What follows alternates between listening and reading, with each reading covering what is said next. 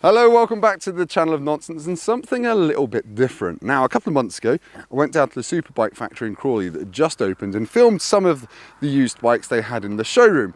That video went mental. 150,000 people saw that, so much so that Superbike Factory then got in touch with me and said, do you want to take some of our bikes out and film them so you can showcase some used bikes? And given that everyone's been whinging about the price of new bikes that I'm filming, I said yes. Now, I just want to be clear, I'm a journalist. Integrity is very important to me, despite how amateur I am. That means this isn't a paid collaboration. Superbike Factory aren't paying me, they're just giving me the bikes to test. Let's get that clear. I don't do any collaborations on my car channel or my bike channel. Again, integrity is important to me, despite what it looks like. My OnlyFans gets me enough money anyway. But anyway, let's get on with it. The first bike in this used bike hero series is this.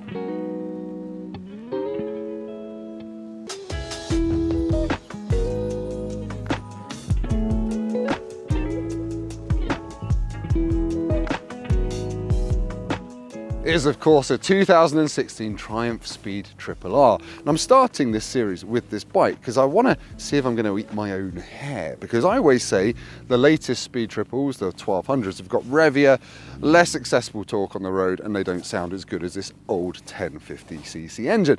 And I just want to see if that's true or if it's all rose tinted Prince Albert. But anyway, this is £6,000. This one, it's got 8,000 miles on it. It's on a 2016 plate. When it was new though, it was £11,500. £11,500 sounds like pocket change compared to everything else. These days, £11,500 for a new bike barely gets you a parallel twin adventure bike with about 2 horsepower. Now, I've put that through an inflation calculator, and today this, if it was new, would have been £15,500. But I still think that's decent value. You've got Erlin's forks, you've got Erlin's suspension, Brembo M4 monoblocks, and also, if you ignore this hideous carbuncle of a Triumph sticker someone stuck on the front of it, I think it's one of the best looking Speed Triples we've ever had as well, especially in pearl white with the carbon fibre bits.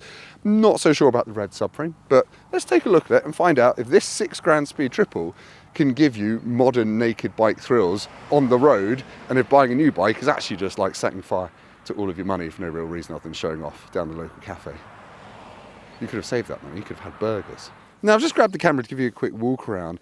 Now, it's 2016 model, bit of history. It was the first real evolution of the Speed Triple since 2011. That was the one when they first went away from circular headlights to the Dame Edna Everage Specials. I had one of those in the 2011, and the headlight lenses were plastic, and they cracked lots. They did fix it, and they did recall them. But yeah, look at it. This one got the intake there between the headlights. That looks purposeful and neat. This one is on some proper Michelin, I think they're Road 5s or they're Road 4s. They are Road 4 tyres. They came on super coursers, and yeah, it got through. I think mine came on Metzler's, but it got through them in about 2,000 miles because it's not a light bike, as we'll get on to.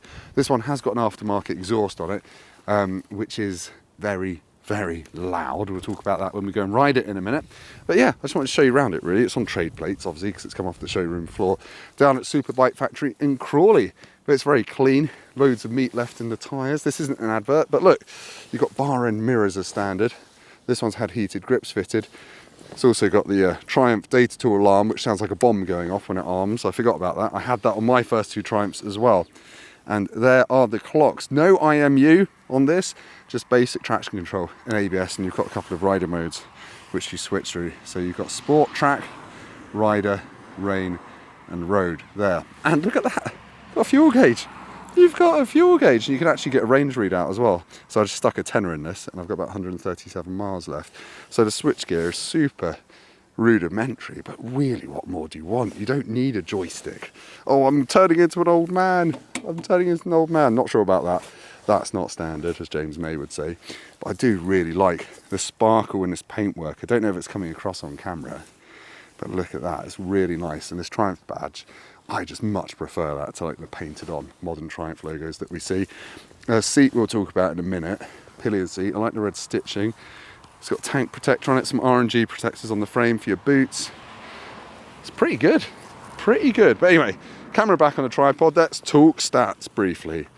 Now, obviously, this was Triumph's flagship naked bike in 2016, so it should have been good, and it was good, and we'll find out if it still is good, but it still just feels like a Speed Triple. The seating position is really easy and relaxed. So a bit of a lean forward. The pegs are slightly higher than I expected and remembered, but it's still pretty much all day comfortable, apart from the fact I've got nowhere to slide backwards and forwards. Now I'm 6'3", so I'm going to make it look like a little baby owl. The seat height, 825mm. It is reasonably heavy, 219 kilos, fully fueled, wet, ready to go, which by modern standards is probably about 15 kilos heavier than what we'd expect from a bike in this class. For 2016, the engine was massively improved over the 2011 model. I think they made 100 different changes from memory. They went through things like updating the crankshaft, lightening the balancer shaft. They got an extra 5 horsepower out of it. 138 horsepower we're talking. So 40 horsepower off what we've currently got in the Speed Triple, but it only revs to 10,000. So all that torque and all that power is spread over, well, not as much as you would think, which means when you twist this, it still goes some, which is nice, because it should be fast, because it's called a Speed Triple. It's not called the Slow Triple, is it? They should do that. Oh no, that's the Speed Twin. Sorry, Speed Twin owners.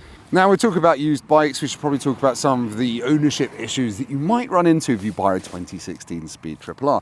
And to be honest, there aren't that many. Triumph had got the formula pretty much nailed on by this point, but still it's not perfect. I've seen reports of the eccentric adjuster for the rear wheel, obviously single-sided swing arm. If you want to adjust the chain, you need one of those C-spanners. That can get a bit stuck and a bit seized. Likewise, the cables to the regular rectifier, they can get pulled apart slightly, water can get in there and they can short out and things like that. But really, that's all I've seen. You'll get about 45 to 50 mpg out of it. It's only got a 15.5 litre tank, because they shrank it down from the previous generation slightly. Really, that's about it. So all you people that say, oh my gosh, modern bikes, there's so much to go wrong. Well, you're kind of right. You're kind of right, because this old bike hasn't got much to go wrong on it. Anyway, should we go and ride it? Let's go and ride it. Yay.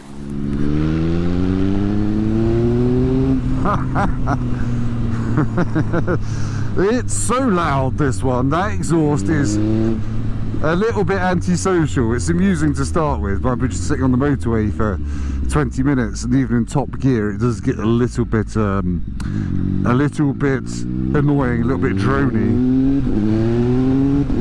Right, this bike really is all about its engine, about its character, about its flexibility, about its torque, about its smoothness. And if you've never ridden a 1050 Triumph, it's kind of just like imagine a street triple with fewer revs and just more grunt throughout the rev range. It's almost a more industrial way of getting the same speed as you'd get on a street triple. Naturally, it's quite a bit heavier than a street triple, but it's just a really addictive engine to use on the road. It only revs to 10,000 RPM, look at that. But it's got useful acceleration everywhere up to that point. It is just a glorious, glorious thing. This one has a quick shifter, which is great, no down blipper. They weren't really a thing in 2016 yet, but... Now, I would like to hear more of the engine and induction noise, but instead all I can hear is that silly exhaust. But this is really what a Speed Triple is for. Kind of slightly rubbishy British B roads, just short shifting through the corners with a chassis that just feels like it's made out of solid granite underneath you. The suspension on this is not too firm. I remember when I rode the bike that came after this, the 2018 RS, that was too firm. But this seems really well judged. There's not too much room to move back and forth in the seat if you're 6'3". And when I first got on it, the pegs felt a little bit high. That's only because I've been on adventure bikes forever. The thing I noticed most when I moved from my Daytona 675 to my 2011 Speed Triple is how that extra weight actually helped with your confidence on a B road. It just kind of gave it the sense that it's soaking up bumps much better mid-corner.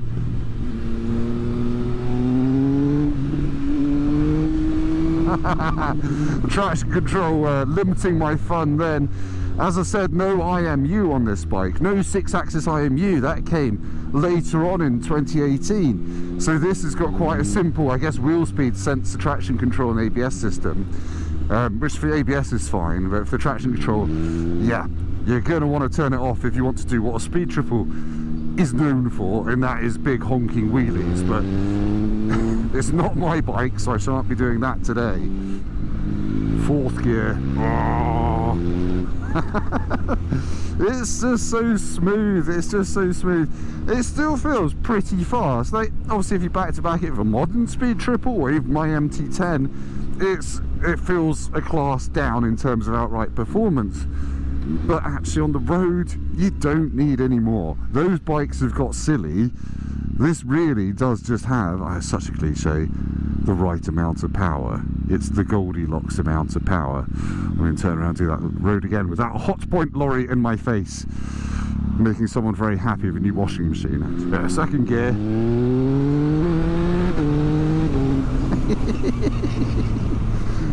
Oh, it's such a nice feeling. You're pushed in the base of your spine by the pillion seat behind you. And I have to say, handling wise, this turns in much faster than my 2011 model did. It's got some real nimbleness to it. There's not a massive effort to turn it. You don't feel like you're swinging a big heavy pendulum made of golden syrup like my 2011 one felt like. This feels a lot closer to the street triple when you're punching on the bars. Yes, this is better than I thought it would be. Overtaking, no need to change gear, apart from to shut that exhaust up a bit. But yeah, the ride, man, on this bumpy, crappy road, this feels like a far better setup bike than today's rock hard super nakeds, which seem designed for racetracks, not real people, called Bob, on the way to a cafe on a bumpy road on a Sunday morning. It feels like modern bikes aren't for people like us anymore. It feels like they're for this aspiration, this dream that so few of us will ever achieve, of going on loads of track days and recording lap times. Obviously you can tweak the suspension on this and it will do that, but really it knows what it is. It's unashamedly a road bike. None of this putting on a mask and pretending you're a dominatrix when really you just want to be cuddled. It's a proper bike. It does hark back to a time when I found riding on the road a lot more fun than I do today. Oh, by the way, the brakes are amazing. You don't need stylinas. 10-year-old M4 monoblocks will do the job absolutely fine.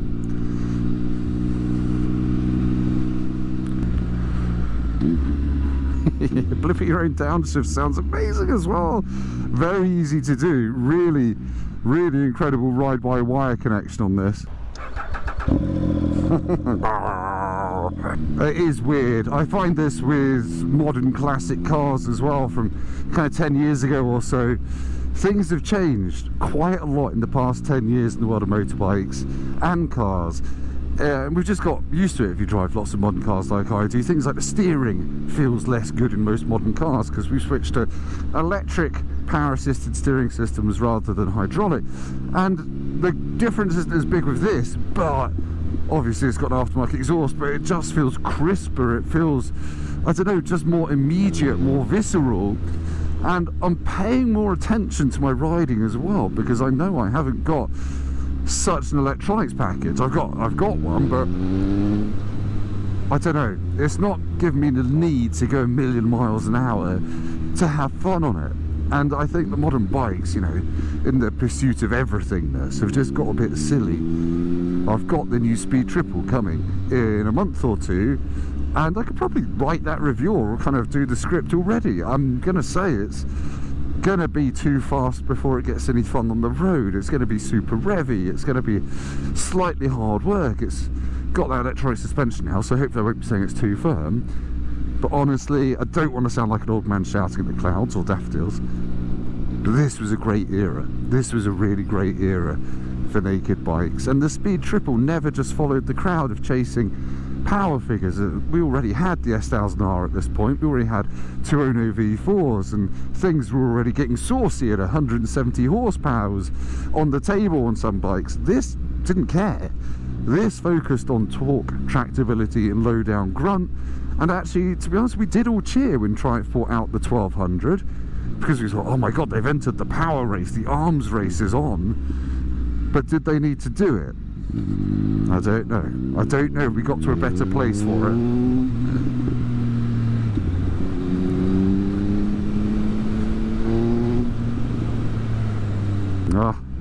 The bluebells will be out soon and we can all ride our motorbikes to go for romantic walks through the woods.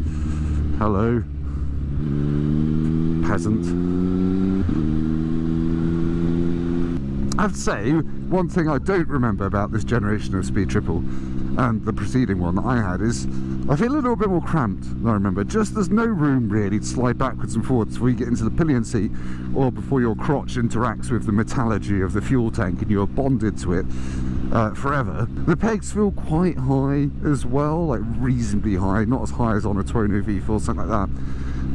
I toured on one of these, I had a tank bag, I think I rested on that quite a lot.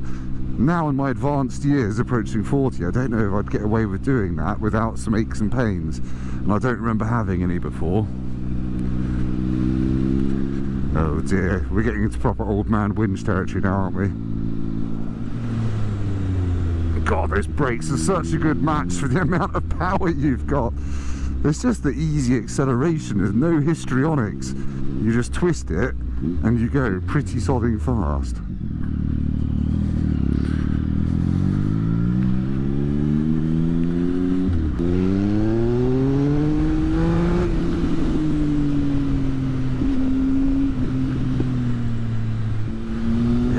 So much confidence. That front end is actually really good for a naked bike, even by modern standards. Through here. Oh, that just feels great. The wheelie off there. This is it. This is the thing. That was all about 60 miles an hour, Your Honour. And it's one of the little best bits of riding I've done in ages. I'm doing it on a bike that's worth £6,000. Honestly, what's not to like? So I'm really enjoying this 2016 Speed Triple. I should probably talk about what came after this, because this was 2016, and at the end of 2018, 2019, the S model, the lower spec version of this with show suspension, carried on, but the R was actually upgraded and turned into the RS, which got the underseat arrow exhaust as standard, lots of carbon fibre, a moodier paint scheme, more power again. Both the S and the RS got more power. I think they took it up to 145, 148, and that was the last of the 1050s. It also got cruise control as well, which isn't even an option on this. So this is the penultimate 1050, if you will, but I'm going to stop waffling about history and just say goodbye to it. It's not pulling my head off at the top end, but it's just such an enjoyable engine on the road and married to such a friendly chassis. It's just such an underrated bike. I didn't want to say underrated because people liked these when they were new. Yeah, I mean, £6,000. £6,000 for that noise, preferably with a slightly quieter exhaust. That torque, that grunt, that acceleration, really good handling, exceptional brakes. This bike, apart from, you know, if you're expecting ludicrous levels of power, could have been made yesterday. It's also in really good nick. It's worn its 9 years and 8,000 miles impressively well. There's barely any marks on it. £6,000. It's going to make you picking an 18 grand modern one seem like a ludicrous thing to say. Now, obviously I'm not back to backing it with the new one, but if I was riding that in isolation, yes, I'd be having fun, I'd be giggling, I'd be assured by all the electronics, the lean sensitive this and that, the wheelie control that can hold a wheelie, blah blah blah blah blah. But when it boils down to just riding a motorcycle, it doesn't get much better than this. But anyway, thank you for watching. Hopefully you've liked this slightly new, slightly different series on used bikes. Let us know what you want me to ride. Have a look at Superbike Factory's website. If there's any kind of type of bike you want me to ride, shout, because otherwise I'll just be selfish, and ride the things I'm interested in. But thank you for watching. Like, comment, subscribe, go down to the comments, and I'll see you next time. This is the wrong way, but I don't care.